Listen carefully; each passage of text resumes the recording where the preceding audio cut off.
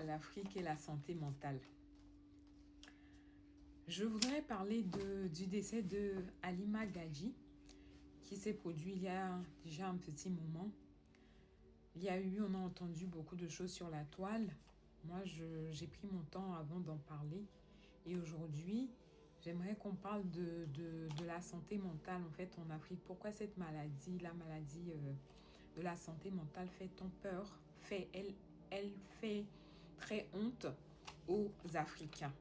Et surtout, pourquoi elle est toujours assimilée à un mauvais sort chez nous. Pourquoi elle est assimilée à un mauvais sort? Je connais une maman qui a fait le tour, dont l'enfant, en fait, le fils, a eu cette maladie et elle a fait le tour, elle raconte qu'elle a fait le tour des marabouts, des Bokonans pour guérir son fils. Parce qu'elle pensait qu'on lui avait jeté un sort tout de suite, tout de suite. Et il s'avère qu'elle est tombée sur un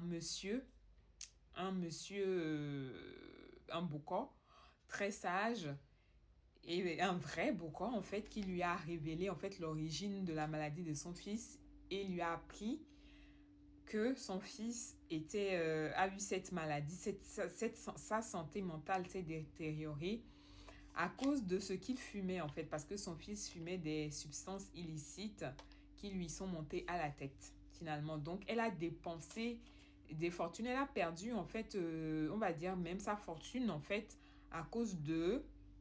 pour pouvoir guérir son fils, en fait. Donc, vous voyez jusqu'à quel point, en fin de compte, heureusement qu'elle est tombée sur quelqu'un, un vrai bourreau, qui est honnête, qui connaît bien son métier, qui a pu les guider et lui dire la vérité, en fait. Et elle a arrêté finalement d'aller chez les Bokor et elle s'est résolue à accepter la situation de son fils, qui finalement n'a pas pu avoir les soins adéquats. Malheureusement, on n'a pas les bons soins, en fait, pour cette maladie en Afrique. C'est dommage. Cette maladie n'est pas bien suivie, n'est pas bien accompagnée. Et les familles, malheureusement, se retrouvent démunies. En général, ces personnes qui souffrent de santé mentale se retrouvent à être soignées à domicile avec leurs parents, leur famille, comme ils peuvent. Alors que les parents ne sont pas formés pour soigner ce type de maladie. Vous voyez, malheureusement. Et donc, ces personnes sont là dans des états qui se détériorent sans soins appropriés, malheureusement. Donc, dans le cas de